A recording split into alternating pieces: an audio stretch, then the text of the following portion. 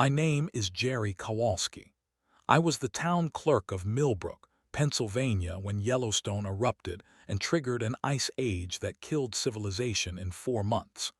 I survived the first 127 days by using municipal records and my grandfather's war gear to navigate frozen wastelands.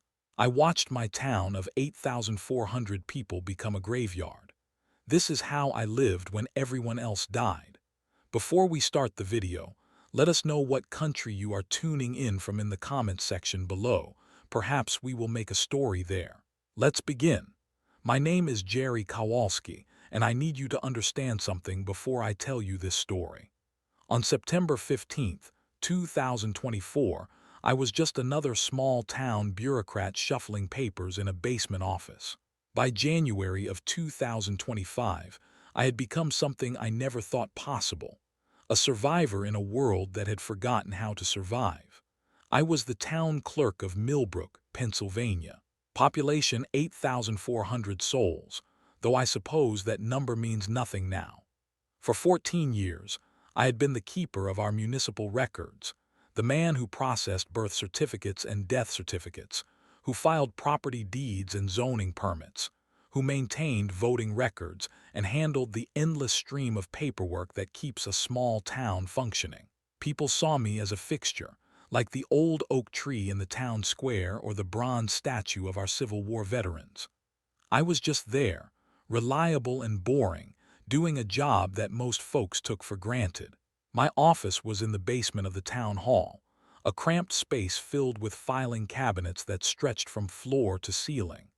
Physical records mixed with digital files on my ancient desktop computer, creating a maze of information that only I could navigate efficiently. The walls were lined with maps of the town, property boundary surveys, and historical documents dating back to Millbrook's founding in 1862. In one corner, gathering dust on a shelf, sat my grandfather's compass and field manual from World War II. He had given them to me before he died, telling me they might come in handy someday. I had kept them more out of respect than any belief I would ever need them. The morning of September 15th started like any other. I arrived at the office at 7:30, unlocked the building using my master set of municipal keys, and settled in with my coffee to update property tax records. The radio scanner on my desk crackled with the usual morning chatter from our volunteer fire department and the county sheriff's office. Nothing unusual, just the normal rhythm of a small Pennsylvania town waking up to another ordinary Tuesday. At 8:47 in the morning, everything changed. The emergency broadcast tone cut through the radio static like a knife. I looked up from my computer screen as the voice of a National Weather Service official began speaking in that clipped, urgent tone reserved for the worst kinds of news. Yellowstone National Park had experienced a massive volcanic eruption. The entire Yellowstone caldera had exploded, sending an ash column 30 miles into the atmosphere. Immediate evacuations were underway for a 100-mile radius around the park. I sat there for a moment, coffee cup halfway to my lips, trying to process what I had just heard. Yellowstone had erupted. I knew enough basic geology to understand that Yellowstone was a supervolcano, but Wyoming was 1,200 miles away from Pennsylvania. What did some volcano in the western United States have to do with us here in Millbrook? Within an hour, my phone started ringing. Mayor Patricia Hendricks called first, her voice tight with concern, asking if I had heard the news and whether we needed to activate any emergency protocols. I told her honestly that I did not know. Our emergency management plans covered floods, severe storms, and the occasional industrial accident at the paper mill, but nobody had ever written a procedure for dealing with a supervolcanic eruption halfway across the continent. By noon, the calls were coming in faster than I could answer them. Town council members wanted to know if we should cancel the upcoming Harvest Festival. The school superintendent was asking about potential health risks from volcanic ash. The chief of our volunteer fire department wondered if we needed to stock up on emergency supplies. Everyone was looking to me for answers I simply did not have. I spent the rest of that first day glued to news reports and emergency broadcasts, trying to understand the scope of what had happened. The initial reports were staggering. The eruption had been heard as far away as Denver. Ash was already falling across Montana and the Dakotas. Airlines had grounded all flights in the western United States. The interstate highway system was shutting down sections as visibility dropped to zero in the ash clouds. But we were 1,200 miles away. Surely the effects would not reach us here in central Pennsylvania. The first sign that I was wrong came on September 18th, 3 days after the eruption. I was in my office updating the voter registration database when I noticed something strange outside my basement window. The light looked different, filtered and orange, like the way afternoon sun looks through autumn leaves. But it was only 10 in the morning, and the leaves on the maple trees outside were still green. I walked upstairs and stepped outside the town hall. The sky had a sickly orange tint to it, and there was a fine gray dust settling on the cars in the parking lot. Volcanic ash from Yellowstone had traveled across the entire continental United States in just 3 days, riding the jet stream like some apocalyptic messenger. That afternoon, I received a call from the county emergency management office. They were advising all municipalities to prepare for potential crop failures due to reduced sunlight and ash contamination. The woman on the phone spoke in the careful, measured tones of someone delivering bad news while trying not to cause panic. She recommended that we encourage residents to stock up on non-perishable food items and to prepare for potential supply chain disruptions. I immediately thought of our town's greatest vulnerability. Millbrook was not self-sufficient. Like most modern American communities, we depended entirely on regular deliveries of food, fuel, and other essentials from the outside world. Our grocery stores typically carried maybe 3 days' worth of inventory. The gas stations relied on weekly fuel deliveries. Even our municipal services depended on regular shipments of road salt, equipment parts, and other supplies. Over the next few days, I watched the ash continue to fall. It was not heavy, just a constant light dusting that accumulated slowly but persistently. The local farmers were calling it a disaster. The corn harvest, which should have been starting any day, was now contaminated. The apple orchards that provided seasonal income for dozens of families were reporting fruit covered in gray ash that could not be washed off safely. By September 22nd, exactly 1 week after the eruption, the temperature had dropped 15 degrees below normal. The morning low was 38 degrees Fahrenheit, cold enough that I had to turn on the heat in the town hall for the first time since early May. The weather service was calling it an unusual cold snap, but I was starting to understand that this was not unusual at all. This was volcanic winter. I began spending my evenings researching historical volcanic eruptions and their effects on global climate. What I learned kept me awake at night. The 1815 eruption of Mount Tambora in Indonesia had caused worldwide crop failures and famine. The year 1816 became known as the year without a summer, with snow falling in June across New England and widespread starvation in Europe. That eruption had been smaller than what we had just witnessed at Yellowstone. The first supply truck failed to arrive on September 24th. Millbrook Market, our largest grocery store, had been expecting a delivery of produce and dairy products that simply never showed up. The store manager, Tom Kowalski, who was actually a distant cousin of mine, called me to ask if I knew anything about highway closures or transportation delays. I did not have any official information, but I was starting to suspect that the problems were much bigger than temporary delays. By the end of September, the pattern was becoming clear. Trucking companies were having increasing difficulty navigating in the strange twilight that now passed for normal daylight. The ash in the atmosphere was scattering sunlight in ways that made distance vision nearly impossible. Highway accidents were increasing exponentially. Insurance companies were starting to cancel policies for long-haul transportation. I started making lists. It was what I did, what I had always done. Lists brought order to chaos, and I could feel chaos building like pressure behind a dam. I made lists of every family in Millbrook, noting their occupations, skills, and resources. I made lists of every building in town, categorizing them by heating systems, backup power capabilities, and potential shelter value. I made lists of our municipal assets, from the public works equipment to the emergency supplies stored in the town hall basement. What emerged from those lists was a picture that frightened me more than I wanted to admit. Millbrook had exactly 43 residents with any kind of agricultural experience, most of them part-time hobby farmers or retirees who kept kitchen gardens. We had 12 people with medical training, including 2 retired nurses and our part-time EMT crew.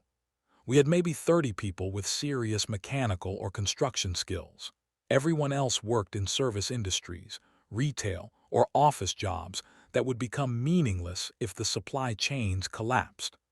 The town's heating infrastructure was another vulnerability that my lists made painfully clear. Most homes built after 1970 had electric or natural gas heating systems. Only the older homes, built before World War II, still had functional fireplaces or wood-burning stoves. I knew from the property records that exactly 137 homes in Millbrook had wood-burning capabilities. That left over 3,000 households dependent on utility companies for heat. I started thinking about the old Millbrook coal mine, which had been abandoned since 1958. The mine entrance was sealed, but I had the original survey maps in my historical files. The tunnel system extended for miles beneath the town, reaching as far as the industrial district near the river. During the Cold War, there had been talk of converting part of the mine system into a civil defense shelter, but the project had never been funded. Now I found myself wondering if those tunnels might offer protection from the cold that was coming. By the first week of October, the morning temperatures were consistently below freezing. Frost killed what remained of the contaminated crops, and the few farmers who had tried to salvage anything from their fields gave up entirely.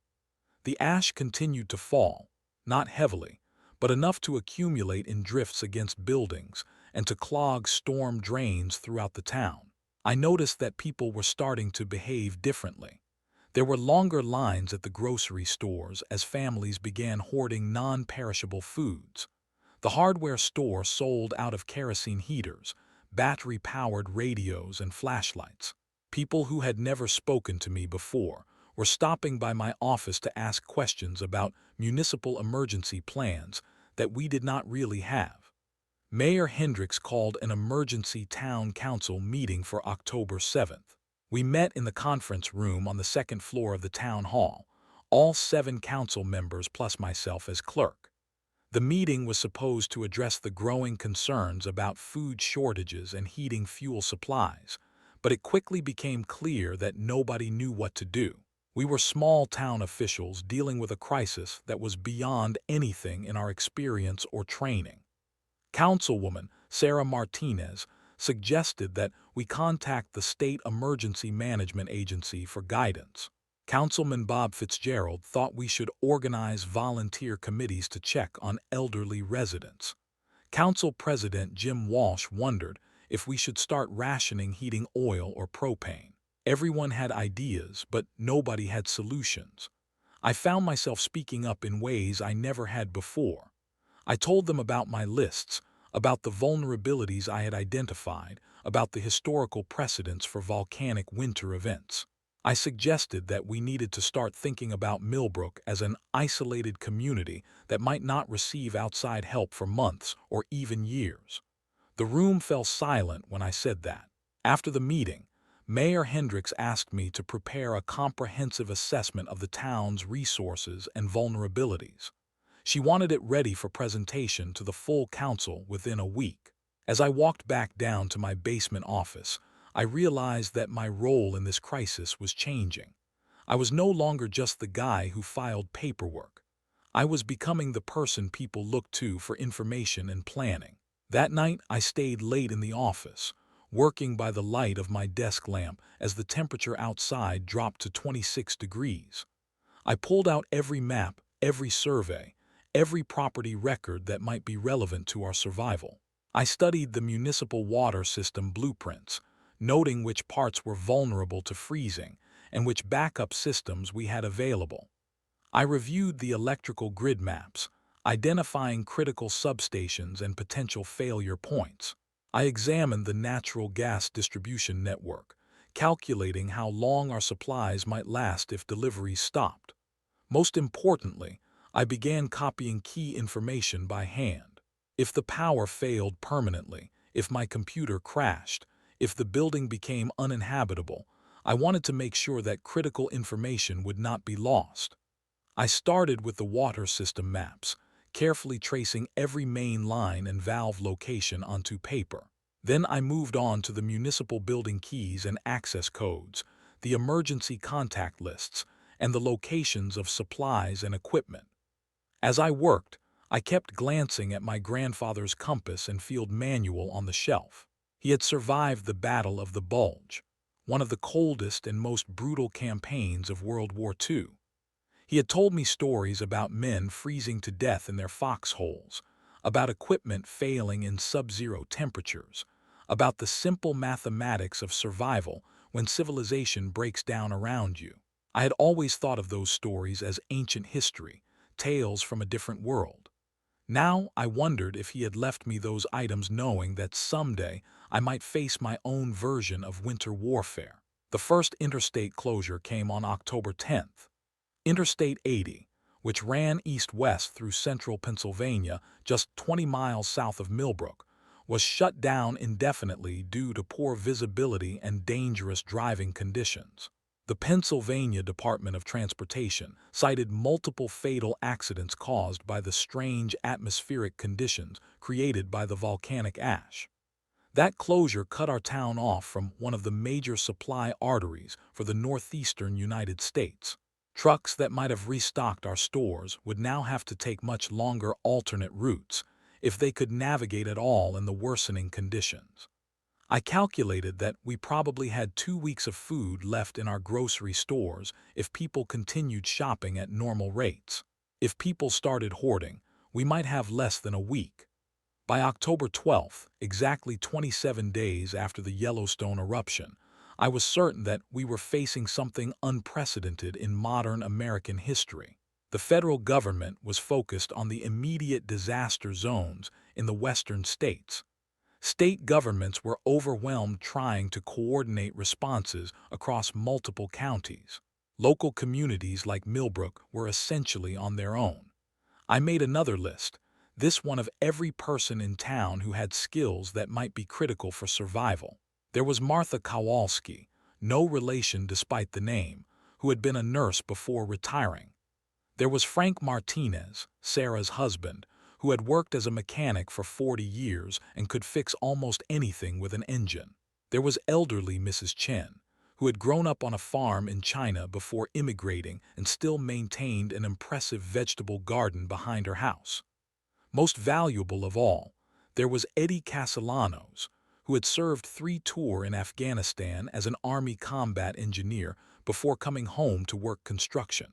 Eddie knew how to organize supply lines, how to make critical infrastructure repairs under pressure, and how to keep groups of people functioning when everything around them was falling apart.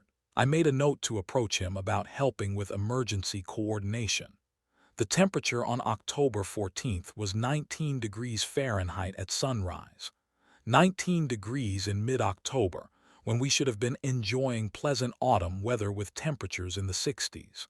Ice formed on my office windows for the first time since the previous winter, and I realized that this was not going to be a temporary cold snap. This was the new normal, and the new normal was going to kill us if we were not prepared. I spent that day visiting every family on my critical skills list, introducing myself in my official capacity as town clerk, and asking if they would be willing to help with emergency planning. Most people were eager to contribute, sensing that their individual survival might depend on community cooperation. A few were skeptical, questioning whether the situation was really as serious as I was suggesting. I told them honestly that I hoped I was wrong, but that we needed to prepare for the possibility that I was right. By the time I finished those visits, it was nearly dark, even though it was only 5:30 in the afternoon. The ash in the atmosphere was blocking so much sunlight that our days were becoming shorter and dimmer. Street lights were coming on earlier, and they cast an eerie orange glow through the haze that never seemed to clear. As I walked back to the town hall to lock up for the night, I noticed something that made my blood run cold. There were no trucks on Main Street, no delivery vehicles unloading at the businesses, no sign of the normal commerce that kept our town alive. The parking lots were emptier than usual, and several store windows were already displaying signs about limited hours or supply shortages.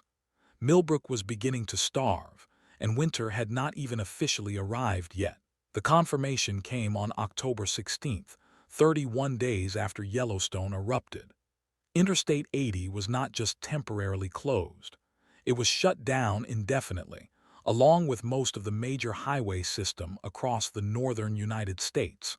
The Pennsylvania Department of Transportation issued a statement that I read 3 times before the reality sank in.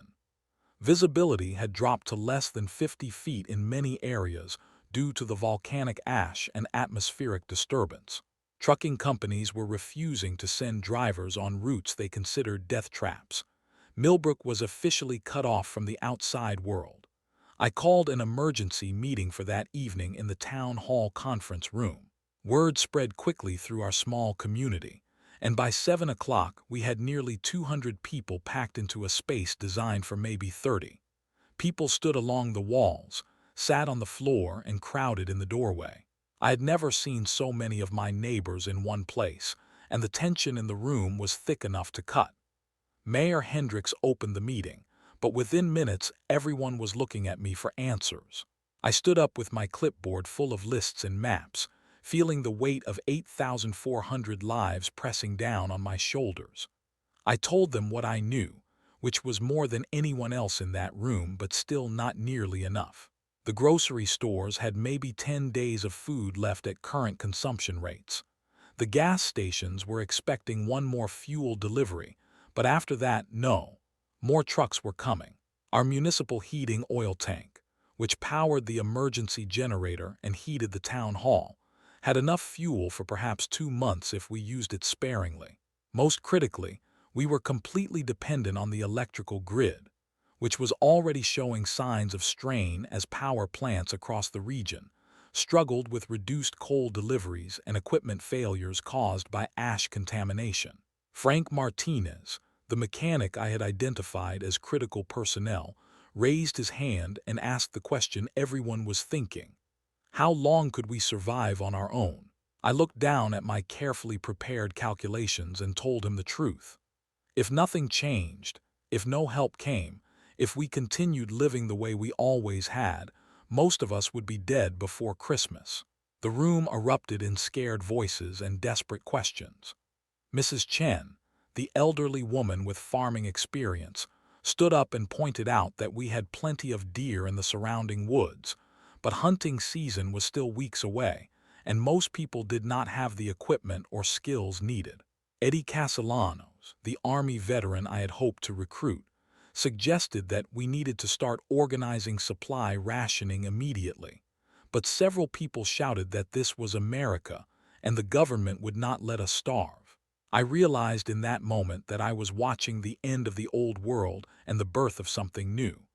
These people were still thinking like citizens of a functioning society, expecting that someone else would solve their problems for them. I was starting to think like a survivor in a world where the only help was what we could provide for ourselves.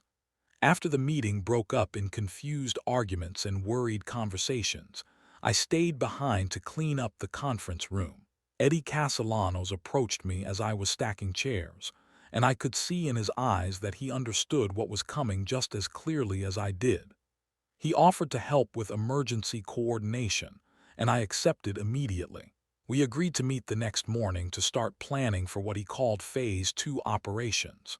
That night, I could not sleep. I lay in my bed listening to the wind rattle my windows and thinking about the municipal building's basement. The town hall had been built in 1938 as a works progress administration project, and the basement was more substantial than most people realized. It had thick concrete walls, a separate heating system, and most importantly, space for maybe 40 people if they were willing to live in close quarters. More significant was the backup generator system. The basement housed a diesel generator that could power essential services for weeks if we had fuel. There were also emergency supplies down there that most people had forgotten about. Cases of canned food left over from ITWO 1000 preparations, boxes of blankets from a Red Cross donation drive, first aid supplies that were updated annually but never used. I started thinking about the basement not just as storage space, but as a potential command center for whatever came next. The next morning, October 17th, I met Eddie at the town hall at 6:30. We walked through the building together, and I showed him things that even longtime residents had never seen. The basement shelter area, the emergency communication equipment, the municipal master keys that could open every public building in Millbrook. Eddie had the trained eye of someone who had planned military operations, and he immediately grasped the strategic value of what we were looking at. He suggested that we divide the town into sectors for resource management and communication. The municipal building would serve as headquarters, with the basement as our emergency command post. We would need sector leaders, people who could coordinate supplies and information within their neighborhoods. Most importantly, we would need to identify and secure every critical resource before panic set in and people started fighting over what was left. I pulled out my property records, and we began marking locations on a large map of Millbrook. Every house with a wood-burning stove or fireplace got a red dot. Every property with a well or generator got a blue dot. Every building that could serve as a shelter or supply depot got a green dot. By the time we finished, the map looked like a tactical planning document, which I suppose it was. Eddie pointed out something that my bureaucratic mind had missed.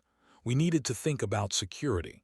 Once food became scarce and the temperature dropped further, people would become desperate.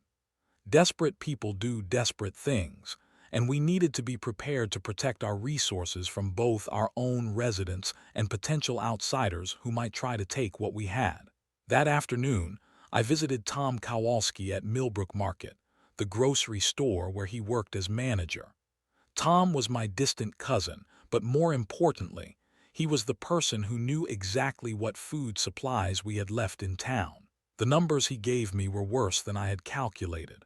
People were already panic buying, cleaning out entire shelves of canned goods and rice. At the current rate, he estimated we had maybe a week before the store was completely empty. I asked Tom if he would be willing to work with us on rationing and controlled distribution.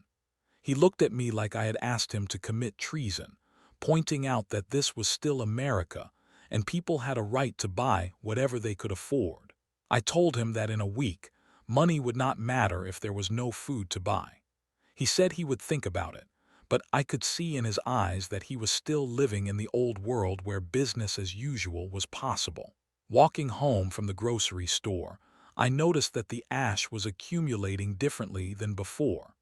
Instead of the light dusting we had been getting, there were actual drifts forming against buildings and cars. The wind was picking up the ash that had already fallen and redistributing it, creating an environment that was becoming increasingly hostile to normal life. The temperature that evening dropped to 12 degrees Fahrenheit, 12 degrees on October 17th, when the normal low should have been around 40. I could hear my neighbors' heating systems running constantly, burning through fuel at rates that would bankrupt most families within a month. I realized that heating costs might kill people even before starvation had a chance. October 18th brought our first real crisis. The power went out at 3 in the afternoon, not just in Millbrook, but across most of central Pennsylvania. The utility company's automated message system blamed equipment failures caused by ash accumulation on power lines and in switching stations. They estimated repairs would take several days, possibly longer. Within hours, I could see lights coming on in windows throughout the town as people switched to backup heating sources. Wood smoke began rising from chimneys that had not been used in years. The hardware store, which had somehow managed to stay open despite supply shortages, was overwhelmed with customers buying kerosene heaters, camping stoves, and anything that could provide heat or light without electricity. Eddie and I established our command post in the town hall basement that night. The municipal generator kicked in automatically when the power failed, giving us light and heat while most of the town sat in cold darkness. We set up tables and chairs, brought down maps and supply lists, and started operating like a military unit planning for siege warfare. Our first decision was to organize the town into 6 sectors, each with approximately 1,400 residents. We needed sector leaders, people who could coordinate with us and manage resources within their assigned areas. I suggested Martha Kowalski, the retired nurse, for the residential sector that included most of the elderly population. Eddie recommended Frank Martinez for the industrial sector near the paper mill, since Frank knew every building and piece of equipment in that area. Over the next 3 days, as the power outage continued, we recruited sector leaders and began implementing basic resource management. Each sector leader received copies of my hand-drawn maps showing critical infrastructure, emergency supplies, and families with special needs. We established regular communication schedules and began daily status reports on food, fuel, and medical supplies. The most difficult part was convincing people that this was necessary. Many residents still believed that the power would come back on, that supply trucks would start running again, that someone in authority would fix everything. They saw our organizing efforts as overreaction or even as some kind of power grab. Several families refused to participate, insisting that they could take care of themselves.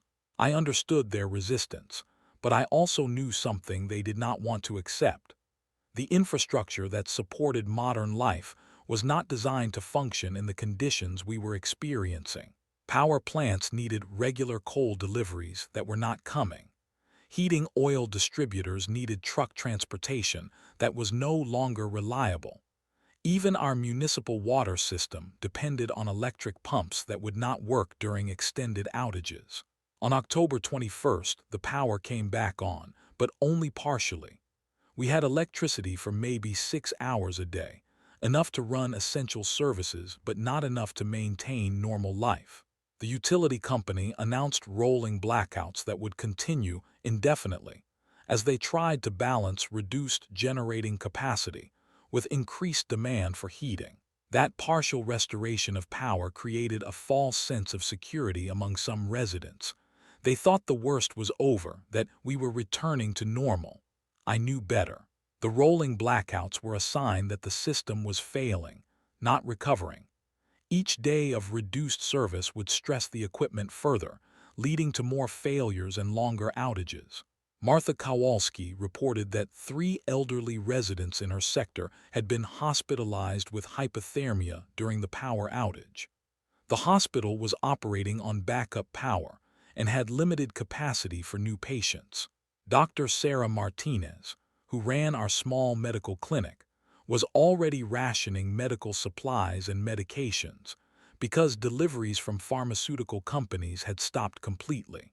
Eddie and I began planning for Phase 3, which was his military term for what would happen when the partial systems we still had collapsed completely. We identified buildings that could serve as communal shelters, locations where people could share heat and resources more efficiently than trying to maintain individual households. The school, the community center, and several large commercial buildings could house hundreds of people if necessary. Most importantly, we began planning evacuation routes out of Millbrook. I studied the old coal mine maps with new urgency, tracing tunnel systems that could provide protected passage even in severe weather. The main tunnel entrance was sealed, but I had found references in the historical documents to several smaller access points that might still be passable.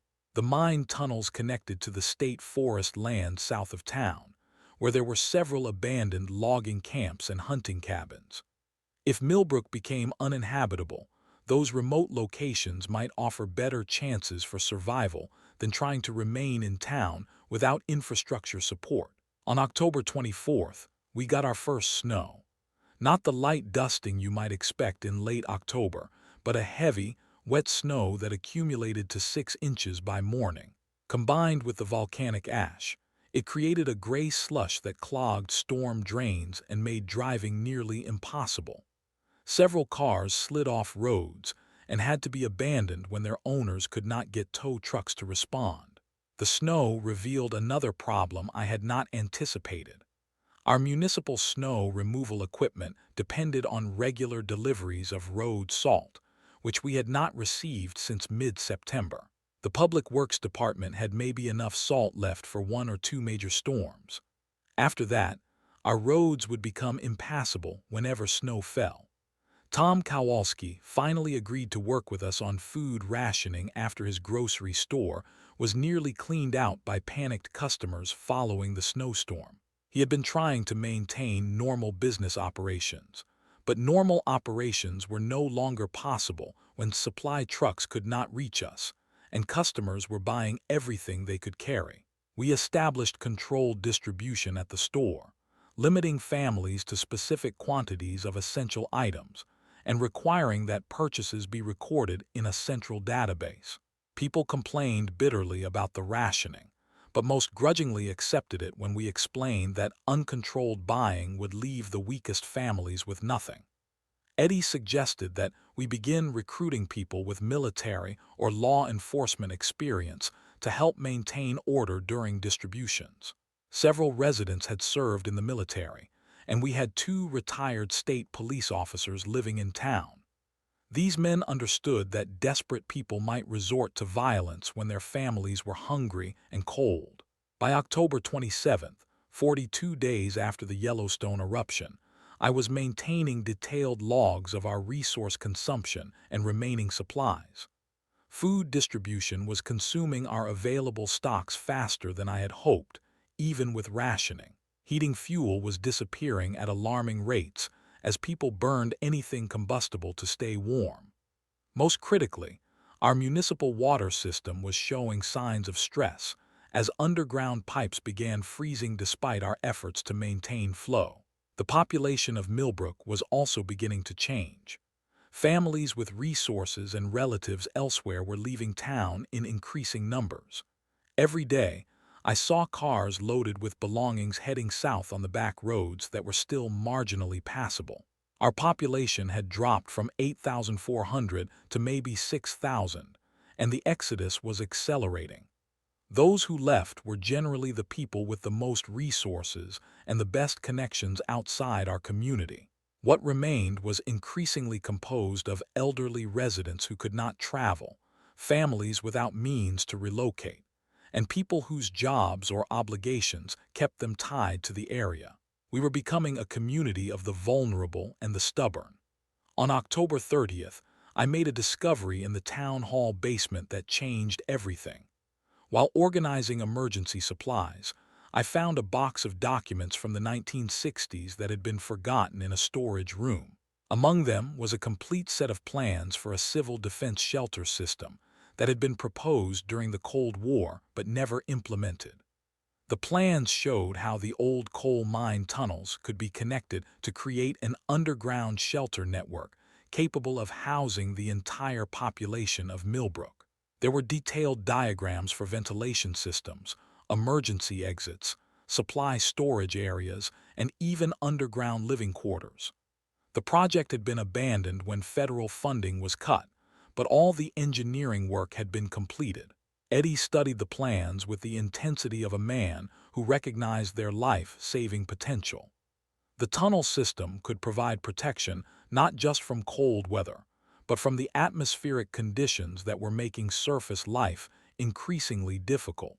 With proper preparation, the underground network could support a substantial population through even the worst volcanic winter conditions. But implementing the shelter plan would require massive amounts of work and resources that we might not have.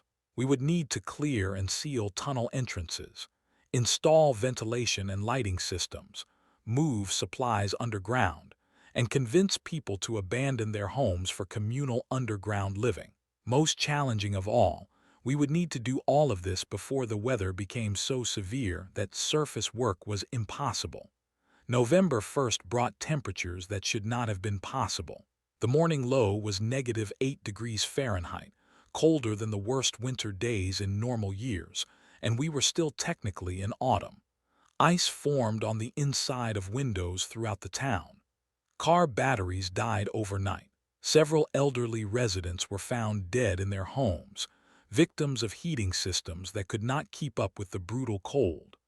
The rolling power outages became complete blackouts lasting 12 to 18 hours at a time. During the blackouts, the only warm buildings in town were those with wood-burning heating systems, and even those struggled to maintain livable temperatures when the outside air was so far below freezing.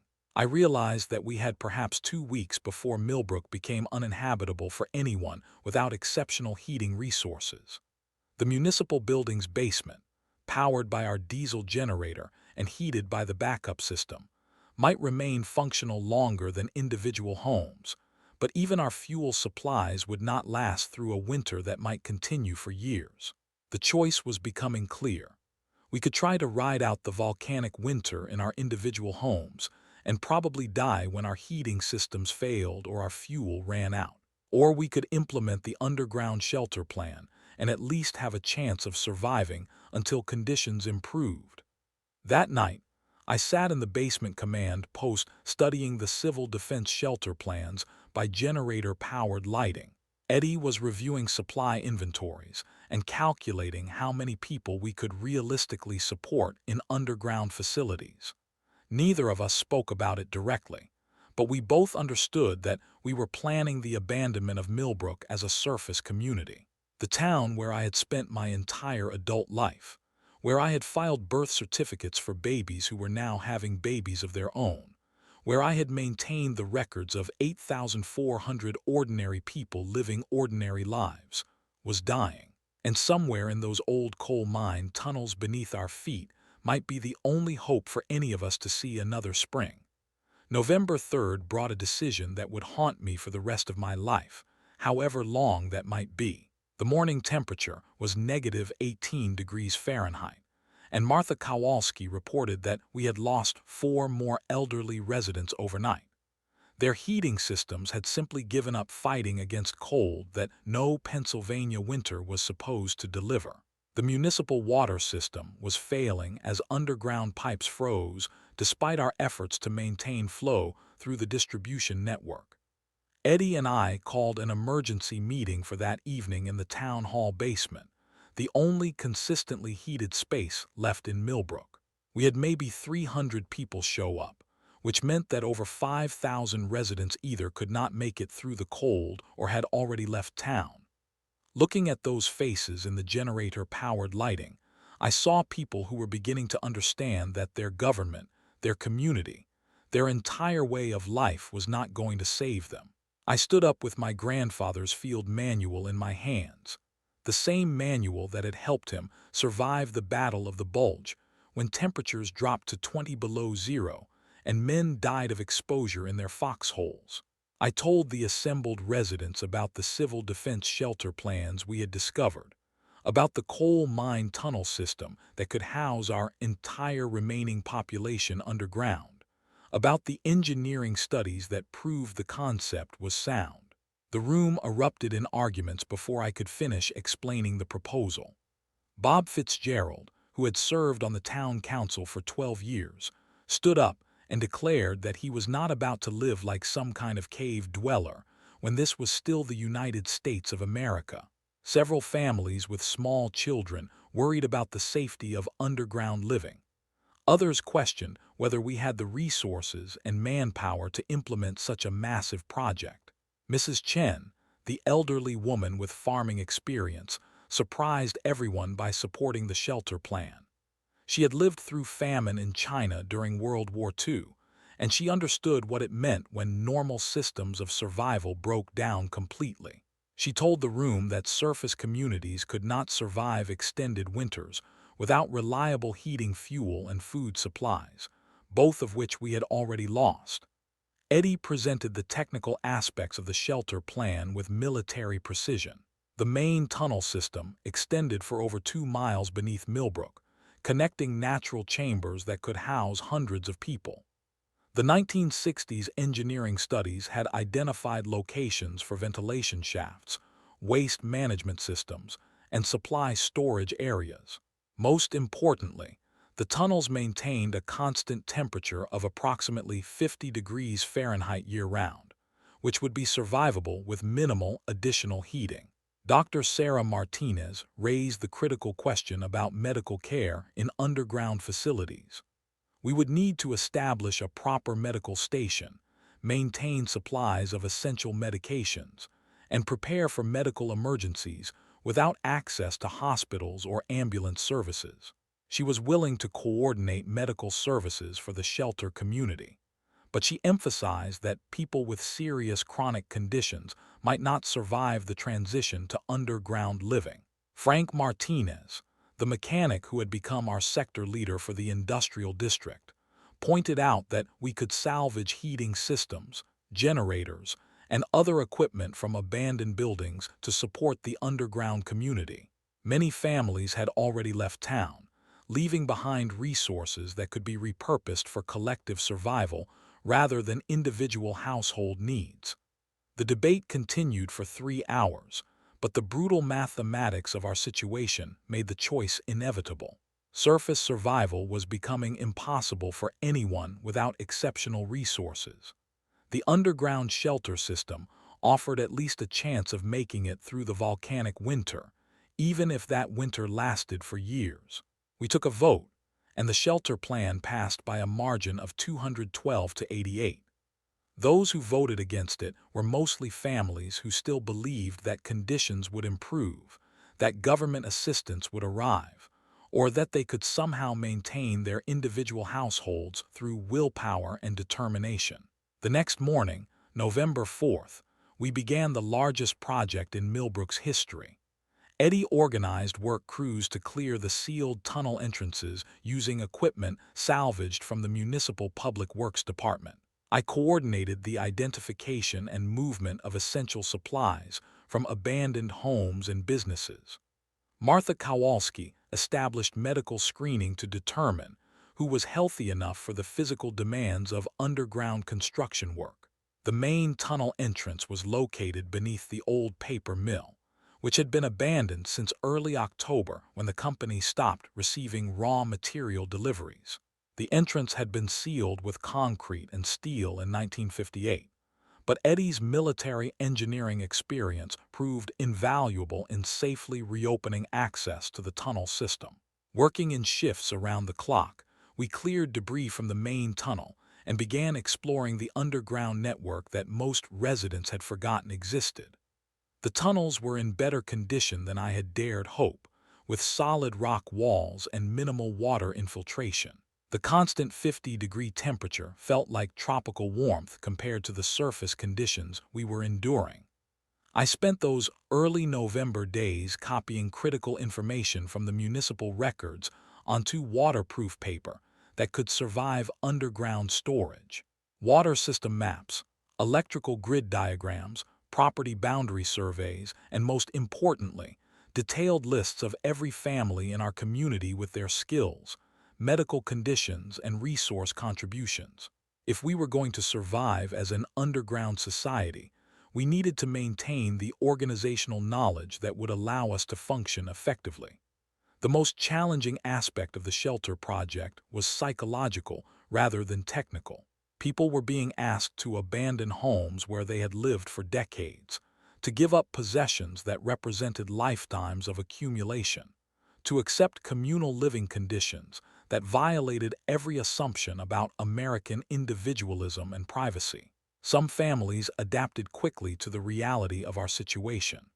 Others struggled with depression and denial that made them nearly useless for the survival work that needed to be done. A few people simply refused to participate, choosing to remain in their freezing homes rather than accept the loss of their former lives. By November 8th, we had established the first underground living areas in natural chambers that the original miners had enlarged for equipment storage. These spaces could house 20 to 30 people each, with basic privacy partitions and shared heating systems, powered by generators we had salvaged from various buildings throughout town. The work was exhausting and dangerous. We were essentially building an underground city using hand tools and improvised equipment while fighting against time, and weather that became more brutal every day. Several people were injured in tunnel collapses or equipment accidents. Two of our volunteers developed severe respiratory problems from dust and poor air quality in the underground work areas. Eddie established strict safety protocols based on his military experience with construction projects in hostile environments. Number 1 worked alone in the tunnels. Every work crew included someone with first aid training. We maintained constant communication between work areas using radio equipment salvaged from the municipal emergency services. The food situation was deteriorating even faster than I had calculated. Tom Kowalski's grocery store was completely empty by November 10th, and our carefully planned rationing system was consuming stored supplies at unsustainable rates. We were feeding approximately 4,000 people from resources that had been intended to supply a much smaller population for a much shorter period. I realized that we needed to implement more severe rationing, limiting each person to approximately 800 calories per day, barely enough to sustain life during heavy physical labor. This decision created enormous tension within our community, as people understood that we were choosing slow starvation over rapid starvation, buying time rather than ensuring survival. Mrs. Chen suggested that we organize foraging expeditions to supplement our stored food supplies. The forests around Millbrook contained edible plants, nuts, and berries that could provide additional calories if people knew what to look for and how to prepare wild food safely. She volunteered to lead these expeditions, sharing knowledge she had gained during famine conditions in her childhood. The foraging efforts proved moderately successful, but they also revealed the extent to which our environment was becoming hostile to surface activity. The combination of volcanic ash and freezing temperatures had killed most vegetation. Even hardy winter plants were dying as the strange atmospheric conditions blocked sunlight and disrupted normal seasonal cycles. November 12th brought our first major crisis in the underground community. A section of tunnel collapsed during excavation work, trapping 6 people for nearly 8 hours before we could dig them out. One man suffered serious injuries that Dr. Martinez was barely able to treat with the limited medical equipment we had available in our underground medical station. The collapse forced us to reconsider our construction methods and timeline. Eddie decided that we needed to focus on making existing tunnel areas livable rather than expanding the system further. We were running out of time, materials, and people capable of dangerous construction work. More troubling was the psychological impact of the collapse on our community. People were already struggling with the transition to underground living, and the accident reminded everyone that we were gambling our lives on an improvised survival plan with no guarantee of success. Several families decided to leave the shelter project and attempt surface survival on their own. I watched those families load their remaining possessions onto sleds and head south on foot, since vehicles were no longer functional in the extreme cold. Part of me envied their decision to maintain control over their own fate, even if that fate was almost certainly death. The other part of me understood that community survival required accepting risks and sacrifices that individual survival never demanded. By November 15th, we had established underground living space for approximately 1,200 people, but our total community had shrunk to maybe 1,500 residents. The others had either died, left town, or chosen to remain in surface buildings that were becoming uninhabitable death traps. The underground community was developing its own social structure and cultural norms. People were assigned to living groups based on family relationships, compatible personalities, and complementary skills. Work assignments rotated among community members, with essential tasks like medical care, food preparation, and facility maintenance receiving priority staffing. Eddie established a council system for community decision-making, with representatives from each living area and each essential work group. I found myself serving as the community record keeper, maintaining databases of resource allocation, work assignments, and individual contributions that determined access to limited food and heating fuel. The most difficult decisions involved people who could not contribute effectively to community survival. Elderly residents with serious medical conditions required disproportionate resources while contributing little to essential work. Families with small children needed extra food and heating fuel, but could not provide adult labor for critical projects. We developed a point system that balanced individual needs against community contributions, but implementing it fairly required constant monitoring and adjustment. People complained about the system, but they also understood that some form of rationing was necessary when resources were insufficient to support everyone at subsistence levels. November 18th marked 2 months since the Yellowstone eruption, and I was beginning to understand that we were not dealing with a temporary emergency that would eventually return to normal conditions. The volcanic winter was transforming our planet's climate in ways that might persist for years or even decades. Radio communications with the outside world had become increasingly sporadic, but the reports we received were universally grim. Major cities across the northern United States were experiencing massive population die-offs as heating systems failed and food distribution networks collapsed. The federal government had essentially abandoned rural communities like ours, concentrating resources on defending major urban centers and military installations. I realized that even if our underground community survived the immediate crisis, we would emerge into a world that no longer resembled the America we had known.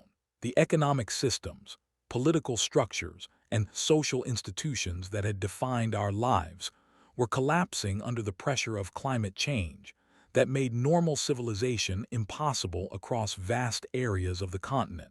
The psychological impact of this realization was devastating for many community members. People had accepted underground living as a temporary sacrifice that would allow them to return to normal life when conditions improved. Understanding that normal life might never return broke something fundamental in their sense of identity and purpose. Dr. Martinez reported increasing rates of depression, anxiety, and what she termed anticipatory grief among underground residents. People were mourning not just the lives they had lost, but the future they had expected for themselves and their children. Some individuals became catatonic, unable to function even at the basic level required for community survival. Eddie and I began planning for what he called Phase 4, which was long-term underground habitation rather than temporary emergency shelter. We would need to establish sustainable food production, develop manufacturing capabilities for essential tools and equipment, and create social institutions that could maintain community cohesion during extended isolation. The engineering challenges were enormous, but the social challenges were even more complex. We were asking people to recreate human civilization in underground spaces using minimal resources while maintaining hope that their sacrifices would eventually lead to something better than mere survival. November 22nd brought the worst storm I had ever experienced. Surface winds reached over 60 miles per hour, driving snow and ash in horizontal sheets that made visibility impossible beyond a few feet. The temperature dropped to -28 degrees Fahrenheit, cold enough that exposed skin would freeze within minutes. Several surface buildings collapsed under the weight of accumulated snow and ice. The town hall, where I had worked for 14 years maintaining the records of ordinary life in an ordinary American community, was damaged so severely that it was no longer habitable. I realized that we had completed our transition from surface dwellers to underground survivors, just in time to avoid freezing to death in buildings that could no longer protect us. The storm also cut our last communications links with the outside world. Our radio equipment was damaged by ice accumulation on the antenna systems, leaving us completely isolated from any information about conditions beyond our immediate area. We were now truly on our own, responsible for our survival without any possibility of outside assistance or rescue. That night, I sat in the underground command post reviewing my handwritten records by kerosene lamp light. I had documented the transformation of Millbrook from a normal American town into an underground survival community, but I was also documenting the end of the world as we had known it. The pages contain birth dates and death dates, property transfers and resource allocations, work assignments and medical records. But between the lines, they told the story of 8,400 people who had lived ordinary lives until a volcano in Wyoming changed the fundamental conditions of human existence on our planet. Some of those people had adapted and survived. Others had died or disappeared into the frozen wasteland that Pennsylvania had become. A few hundred of us were now living like our ancestors had thousands of years ago, in caves beneath the earth, hoping that spring would eventually come again. But I was beginning to suspect that when spring finally arrived, it would illuminate a world so changed that the civilization we had lost would never be recoverable. November 25th marked 81 days since the Yellowstone eruption, and I was facing the hardest decision of my life. Our underground community of 1,200 people was consuming food supplies faster than even our most pessimistic calculations had predicted. At current rationing levels, we had perhaps 3 weeks of stored food remaining. After that, we would face starvation regardless of how well our tunnel shelters protected us from the surface conditions. Eddie presented the mathematics to our community council with military precision. We could reduce rations further and extend survival for perhaps another 2 weeks. But people performing essential physical labor were already operating below minimum caloric requirements. Any further reduction would result in weakness and illness that would compromise our ability to maintain the underground systems keeping us alive. The alternative was even more brutal. We could maintain current ration levels for essential workers while cutting off food distribution to non-contributing community members. This would mean allowing elderly residents, disabled individuals, and some families with small children to starve while preserving resources for people capable of essential work. I sat in that underground council meeting, surrounded by people who had trusted me to help them survive, and listened to discussions that would have been unthinkable just 3 months earlier. We were debating who deserved to live and who we could afford to let die, measuring human worth in calories and work output. Martha Kowalski, our medical coordinator, argued that we had a moral obligation to care for the most vulnerable members of our community regardless of their economic contributions. Frank Martinez countered that moral obligations were meaningless if they resulted in the death of everyone. Dr. Martinez pointed out that many of our elderly residents were suffering from medical conditions that would probably kill them within weeks anyway, making food allocation to them inefficient use of limited resources. The debate continued for hours, but I could see that we were approaching a decision that would fundamentally change who we were as a community. We were not just choosing survival strategies. We were choosing what kind of people we would become under pressure that stripped away every comfortable assumption about civilization and human dignity. Mrs. Chen, who had survived famine conditions during World War II, finally ended the discussion with brutal honesty. She told the council that during the worst hunger in her childhood, communities that tried to save everyone ended up losing everyone. Communities that made hard choices about resource allocation were more likely to have survivors who could rebuild when conditions improved. We implemented what Eddie called triage rationing on November 27th. Essential workers maintaining heating, ventilation, food preparation, and medical services received full rations. Adults performing secondary work received reduced rations. Children under 12 received priority allocations.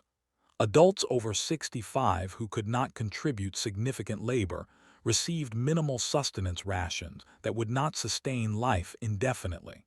I was the person responsible for maintaining the records that determined who lived and who died. Every day, I updated work assignments and calculated ration distributions based on contribution points and community value assessments. I had become the accountant of survival, measuring human worth in spreadsheets and database entries. The psychological impact of triage rationing was devastating. Families were torn apart as adult children watched their parents slowly starve while receiving full food allocations themselves. Elderly residents who had contributed to the community for decades were reduced to begging for extra food from people young enough to be their grandchildren. Some families shared their rations with elderly relatives, reducing their own survival chances out of love and loyalty. Others accepted the harsh logic of resource allocation, understanding that sentiment was a luxury they could no longer afford. A few elderly residents voluntarily reduced their own food consumption, choosing to die quickly rather than prolong the agony of slow starvation. Dr. Martinez reported that malnutrition was becoming widespread throughout the underground community. People were developing infections and injuries that would have been minor problems under normal conditions, but became serious threats when immune systems were compromised by inadequate nutrition. Our limited medical supplies were being consumed treating preventable conditions caused by hunger and stress. December 1st brought news that changed everything. Eddie had been monitoring radio frequencies during brief periods when atmospheric conditions allowed long-distance communication. He picked up a transmission from a military installation in West Virginia, reporting that federal emergency management agencies were establishing regional survival centers for civilian populations.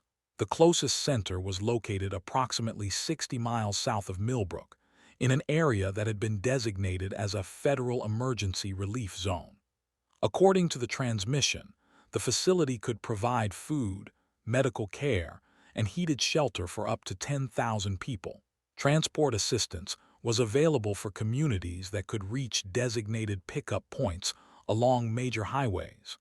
The council met that night to discuss whether we should attempt to relocate our entire community to the federal relief center. The journey would be extremely dangerous, requiring travel through 60 miles of frozen terrain with limited transportation and inadequate cold weather equipment. Many of our elderly and sick residents would probably die during the trip. Eddie estimated that we could move perhaps 800 people using sleds, improvised vehicles, and hiking equipment salvaged from sporting goods stores. The journey would take 3 to 5 days depending on weather conditions, and we would need to abandon most of our stored supplies and equipment. Frank Martinez raised the critical question about whether the Federal Relief Center was actually operational, or whether we were chasing rumors and false hope. Radio transmissions could be outdated or deliberately misleading. We might arrive at the destination only to find abandoned facilities or overcrowded conditions that could not accommodate additional refugees.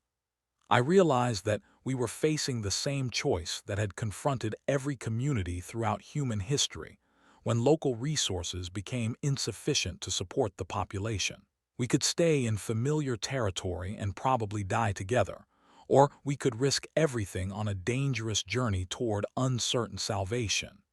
The debate revealed fundamental differences in how people approached survival decisions. Some community members prioritized safety and control, preferring to remain in tunnel shelters where they understood the risks and resources. Others prioritized hope and possibility, willing to gamble their lives on the chance that conditions might be better elsewhere. Mrs. Chen supported the relocation attempt, arguing that underground communities could not survive indefinitely without renewable food sources and manufacturing capabilities that we lacked. Our tunnel shelters had been successful as emergency protection, but they were not sustainable as permanent habitation for hundreds of people. Martha Kowalski opposed the journey, pointing out that many of our most vulnerable residents would not survive the trip, and that we would be abandoning community members who had contributed to our survival efforts. She argued that we had a moral obligation to the people who had worked to create our underground sanctuary. After 6 hours of discussion, we reached a compromise that satisfied no one but seemed practical given our impossible circumstances. We would organize a reconnaissance expedition of approximately 50 people to confirm conditions at the Federal Relief Center. If the facility was operational and could accommodate our community, we would organize a full evacuation. If not, we would return to the tunnels and continue underground survival efforts. I volunteered to lead the reconnaissance expedition, understanding that my knowledge of regional geography and my municipal contacts might be valuable for navigation and communication with federal authorities. Eddie insisted on accompanying the group, bringing military experience that could be critical for travel through hostile terrain. We spent 3 days organizing equipment and supplies for the journey.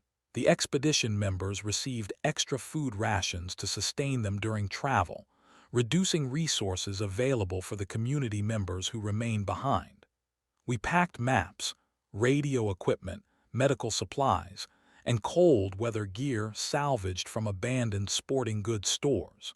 Most importantly, I prepared copies of all critical community records, including population lists, medical information, resource inventories, and the tunnel shelter engineering data. If something happened to our underground community while the expedition was away, these records would preserve the knowledge needed to rebuild or establish alternative survival arrangements. December 5th was the coldest day since the crisis began. The morning temperature reached -37 degrees Fahrenheit, cold enough that exposed skin would freeze within seconds, and breathing the outside air was painful even for short periods. We postponed the expedition departure for 24 hours, hoping that conditions would moderate enough to allow safe travel. During the delay, 3 more elderly residents died from complications related to malnutrition and hypothermia.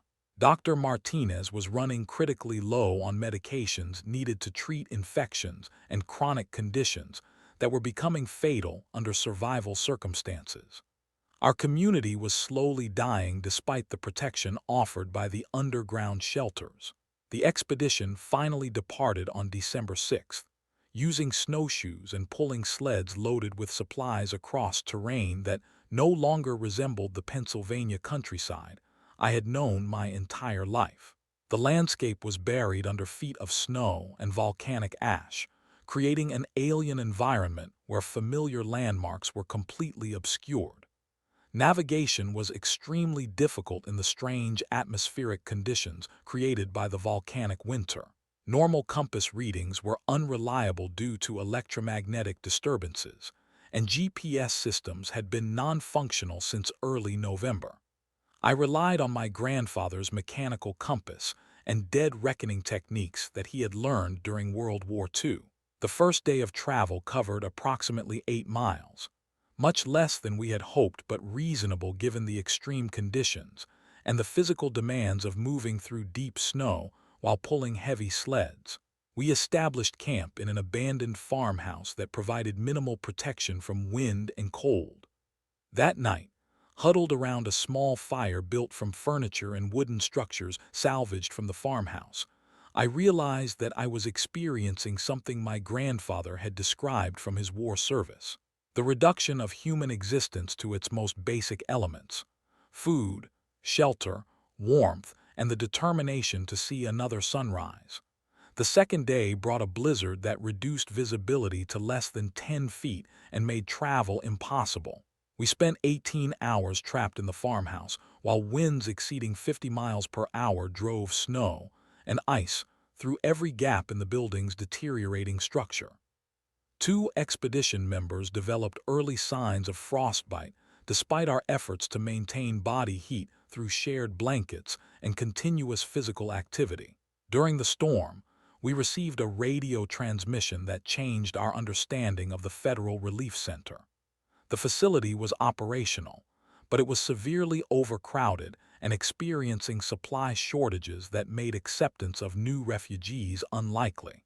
Worse, several other communities had attempted to reach the center in recent weeks, and most of those groups had disappeared during travel through the frozen wasteland between their starting points and the relief facility. Eddie and I discussed whether we should continue the expedition or return to Millbrook, with information that would discourage evacuation attempts. We had already traveled 20 miles and suffered casualties from exposure, but the remaining 40 miles would be even more dangerous as we moved into less familiar territory. The decision was made for us on the third day when we discovered that one of our expedition members had developed severe pneumonia during the blizzard. Dr. Martinez had sent basic medical supplies with our group, but treating serious respiratory infections required equipment and medications that we did not have available in field conditions. We attempted to continue the journey while carrying the sick expedition member, but his condition deteriorated rapidly in the extreme cold and physical stress of travel. By the fourth day, it was clear that he would die unless we could get him to proper medical facilities immediately. The closest medical care was back in Millbrook, where Dr. Martinez had established the underground medical station with equipment salvaged from the town clinic. Continuing toward the Federal Relief Center would almost certainly result in death for our sick colleague, and possibly for other expedition members, who were developing respiratory problems from prolonged exposure to cold and poor air quality.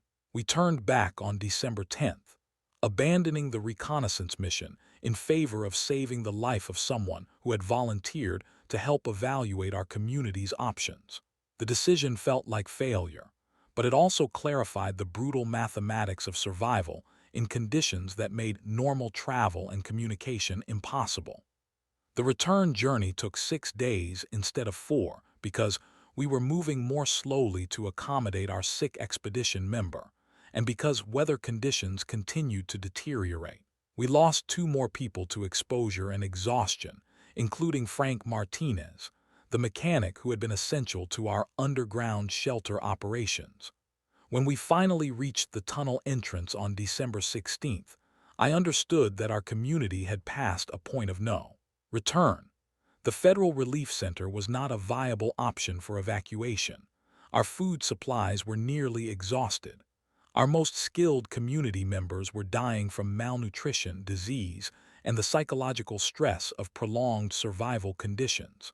Most critically, I realized that my role as community record keeper and coordinator had transformed into something much darker. I was no longer preserving information for future rebuilding efforts. I was documenting the final days of a community that was dying despite our best efforts to adapt and survive. The expedition's failure forced me to confront a possibility I had been avoiding throughout the crisis. Our underground community might not survive the volcanic winter. The tunnel shelters that had seemed like salvation in November might become elaborate tombs by February. But I also understood something that gave me a different kind of purpose. Even if our community died, the records I was maintaining would preserve the story of how ordinary people had responded to extraordinary circumstances. Future survivors, if any existed, would need to understand what had worked and what had failed during humanity's struggle to adapt to a changed world. That night, sitting in the underground command post by kerosene lamp light, I began preparing for the possibility that I might be the only person left to carry forward the institutional memory of Millbrook's final winter. December 17th marked 93 days since the Yellowstone eruption, and I was preparing to make the hardest decision of my life. Our underground community had shrunk from 1,200 people to fewer than 400. The failed expedition to the Federal Relief Center had cost us Frank Martinez and 2 other essential workers, while confirming that evacuation was not a viable option for our survival. The food situation had become desperate beyond any contingency I had planned for during my months of careful record keeping. We had perhaps 5 days of supplies remaining, even with the reduced population consuming them. The triage rationing system that had seemed so brutal in November now looked generous compared to what we were facing in mid-December. Eddie called a final community meeting in the largest underground chamber, where the survivors of our tunnel society gathered around kerosene lamps and small fires built from wooden furniture we had salvaged during the early days of construction. Looking at those faces in the flickering light, I saw people who had been transformed by 3 months of conditions that human beings were never intended to endure. Martha Kowalski, who had coordinated medical care throughout our underground period, reported that malnutrition had become so severe that most community members were no longer capable of the physical labor required to maintain our tunnel systems. Dr. Martinez estimated that even if we somehow obtained additional food supplies, many people would die from organ failure and immune system collapse caused by prolonged starvation. Mrs. Chen, the elderly woman whose farming knowledge had helped us supplement our stored food with foraged materials, made a proposal that shocked everyone in the chamber. She suggested that the community should divide into smaller groups, with each group taking responsibility for its own survival rather than continuing to share resources among all remaining residents. Her reasoning was coldly practical. A group of 20 or 30 people would require fewer resources than a community of 400, making survival more likely for at least some of our members. Smaller groups could also move more easily, potentially relocating to areas with better access to food sources or shelter opportunities. Most importantly, she argued that our current community structure was preventing anyone from surviving. We were sharing inadequate resources among too many people, ensuring that everyone would die slowly rather than allowing some people to live by concentrating survival assets in smaller units. The proposal triggered the most emotional debate I had witnessed since our community was established. Families did not want to be separated from relatives and friends who had helped them survive the worst months of their lives. People who had worked together to build the tunnel shelters felt betrayed by suggestions that they should abandon community bonds that had sustained them through impossible circumstances. Eddie supported the division proposal from a military perspective, pointing out that dispersed units had better survival chances than concentrated populations when resources were insufficient.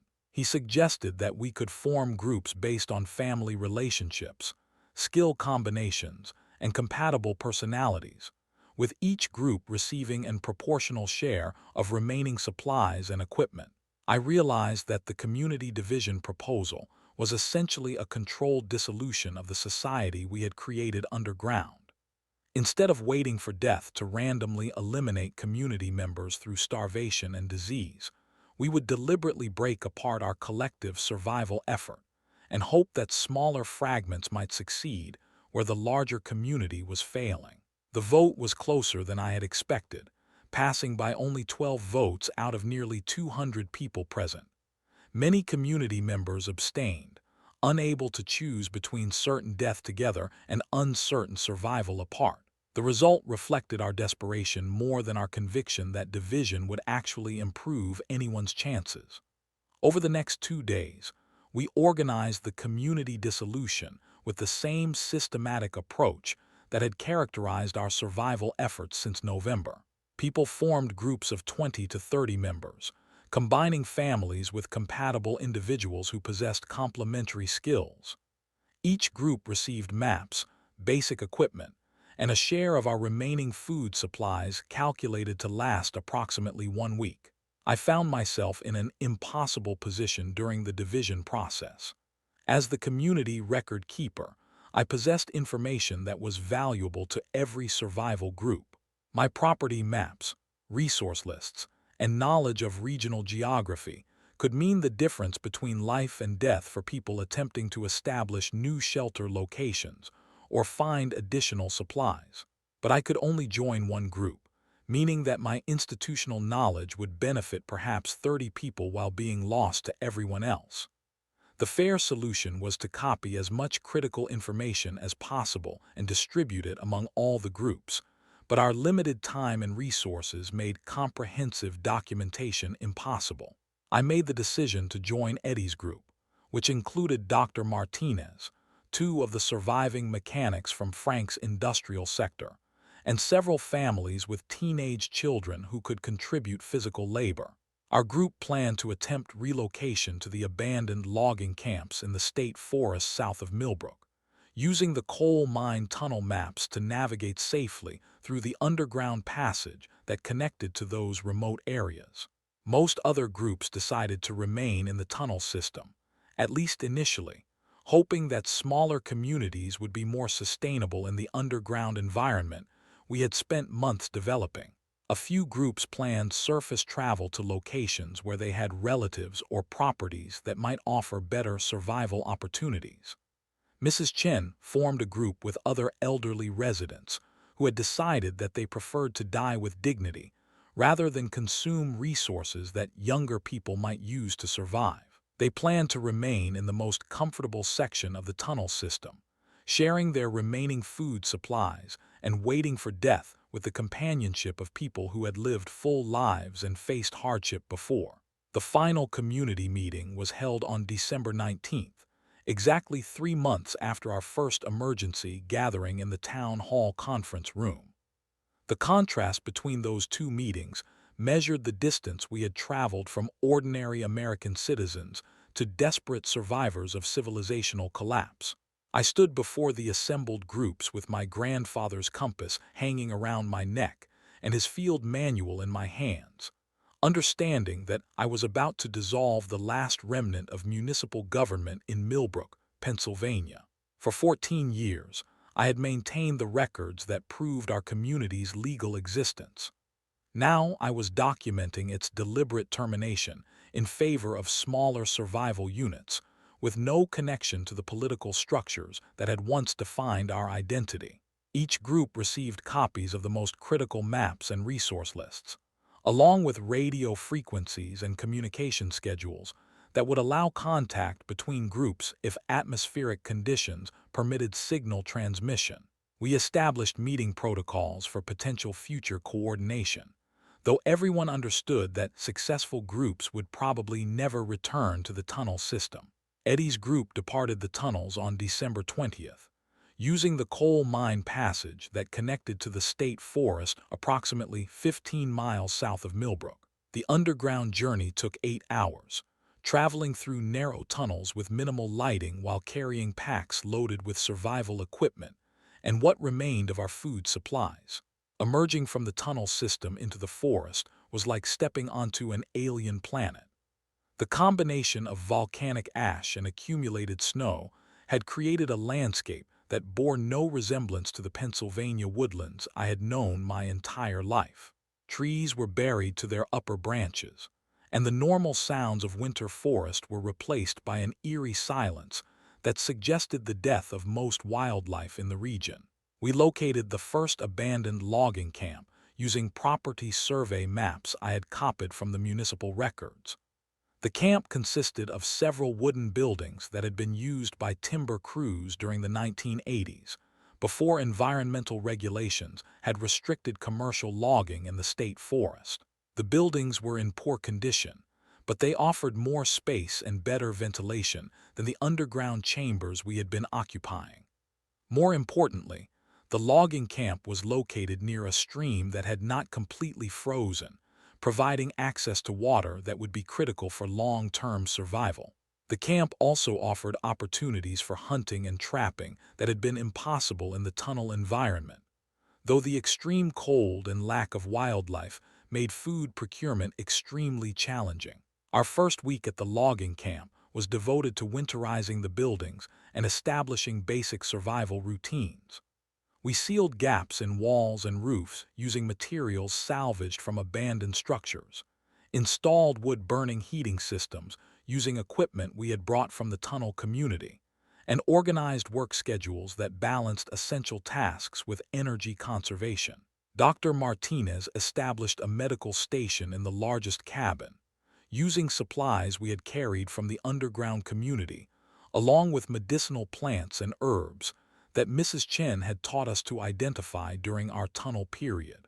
Medical care was limited to basic first aid and treatment of minor infections, but having any medical capability improved morale and survival chances for our small group.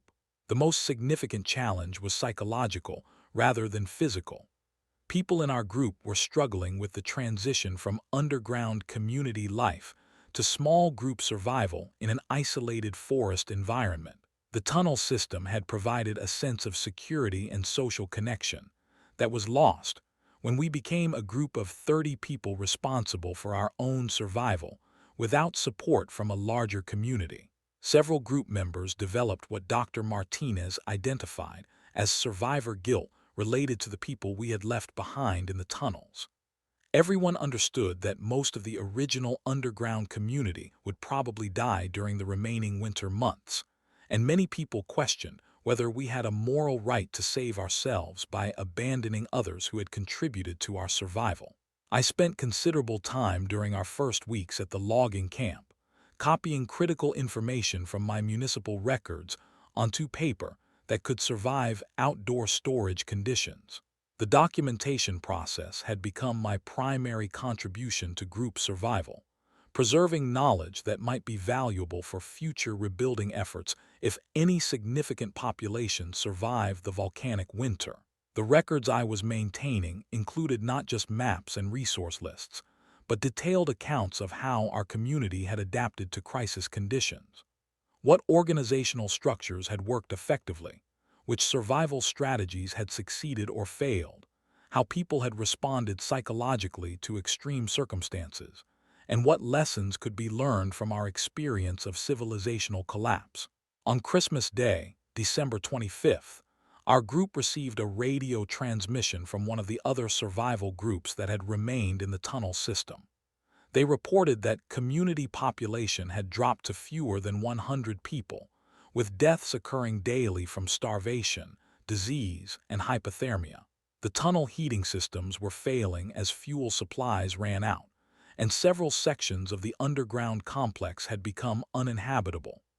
More significantly, they had established contact with other survivor communities in the region, including groups that had traveled from communities as far away as Pittsburgh and Philadelphia. The radio reports suggested that survival groups were emerging throughout the northeastern United States, most of them operating under conditions similar to our own. The information confirmed that our crisis was not limited to Millbrook or even to Pennsylvania. The volcanic winter was affecting the entire northern portion of the continent, creating survival challenges for millions of people who had been unprepared for the sudden collapse of industrial civilization. But the radio contacts also suggested that some communities were succeeding where others were failing. Groups with better access to food sources, heating fuel, or shelter facilities were maintaining larger populations and more stable social structures. A few communities had apparently established contact with military installations or federal emergency centers that were still operational.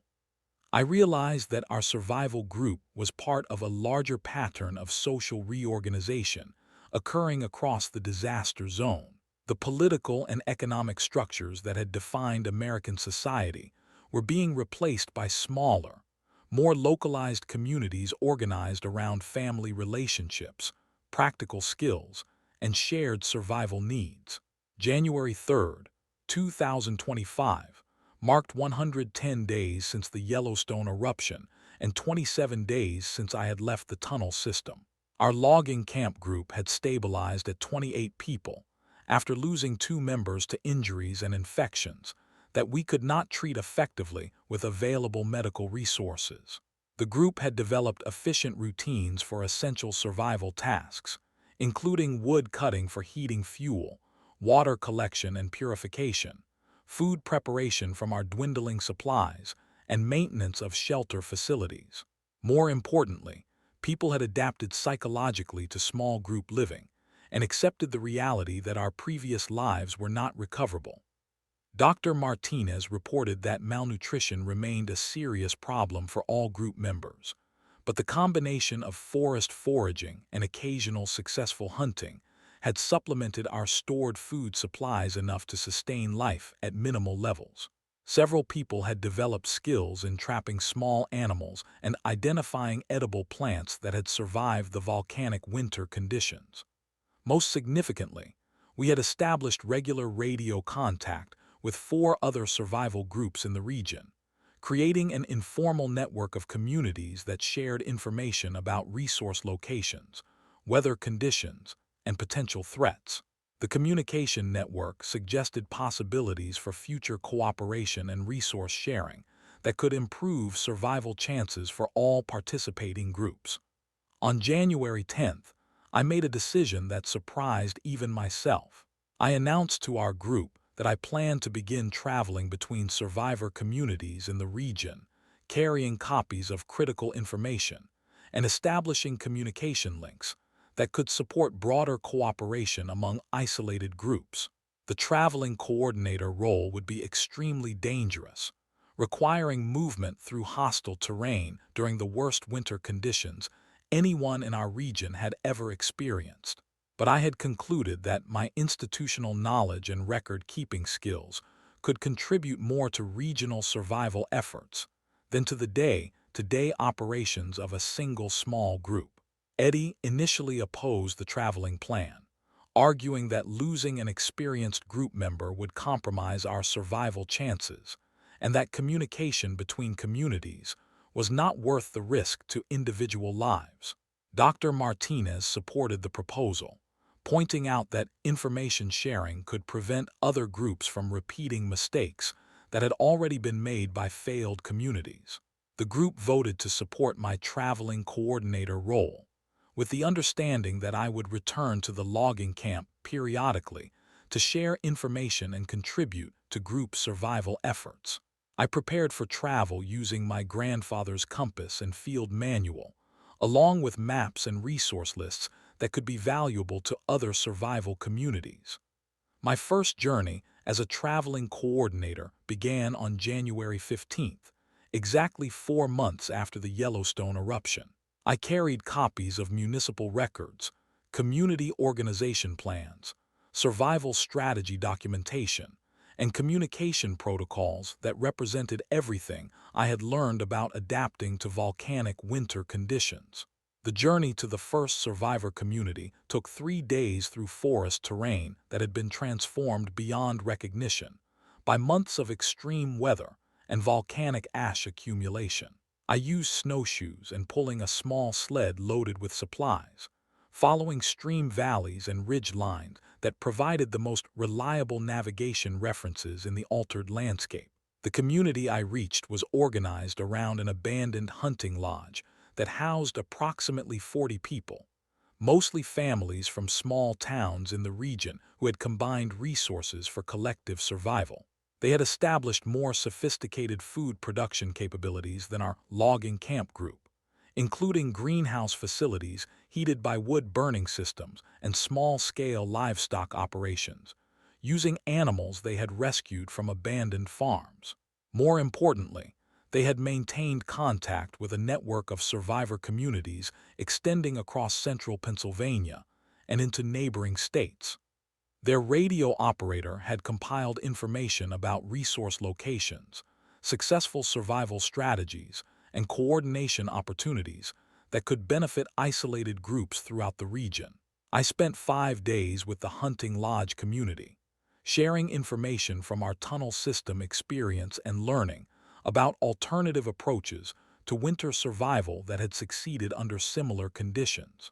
The knowledge exchange convinced me that traveling coordination was not just viable but essential for regional survival efforts.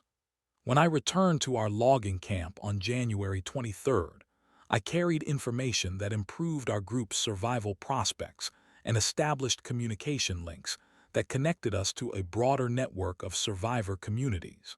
More importantly, I had confirmed that our individual group was part of a larger pattern of social reorganization that might eventually restore some form of civilization to our region. The transformation from town clerk of Millbrook to traveling coordinator for survivor communities represented the completion of a journey I could never have imagined when I woke up on September 15th to update property tax records in my basement office. I had become something entirely new, a keeper of institutional memory for communities that were rebuilding human society from the foundations upward. On January 27th, 134 days after the Yellowstone eruption, I sat in the Hunting Lodge community writing by kerosene lamp light, while snow fell outside windows that looked out on a world completely transformed by volcanic winter. I was documenting not just our survival story, but the emergence of new forms of social organization that might carry human civilization through the crisis and into whatever future awaited us on the other side of the volcanic winter. The records I was maintaining had evolved from municipal paperwork into something much more significant. They were becoming the institutional memory of how ordinary people had responded to the end of the world as they knew it, and how they had begun building something new from the ruins of what they had lost. I understood now that my grandfather had left me his compass and field manual not as family heirlooms, but as tools I would need when my own generation faced its test of survival against impossible circumstances. I was no longer just documenting the death of old communities. I was helping to create the knowledge foundation that new communities would need to succeed where others had failed. The volcanic winter was far from over, and many of the people I had worked to save would not survive to see spring. But somewhere in the network of survivor communities that was emerging across the frozen landscape, human civilization was adapting and preparing to rebuild. And I was carrying forward the records that would help them remember not just how to survive, but how to create something better than what they had lost.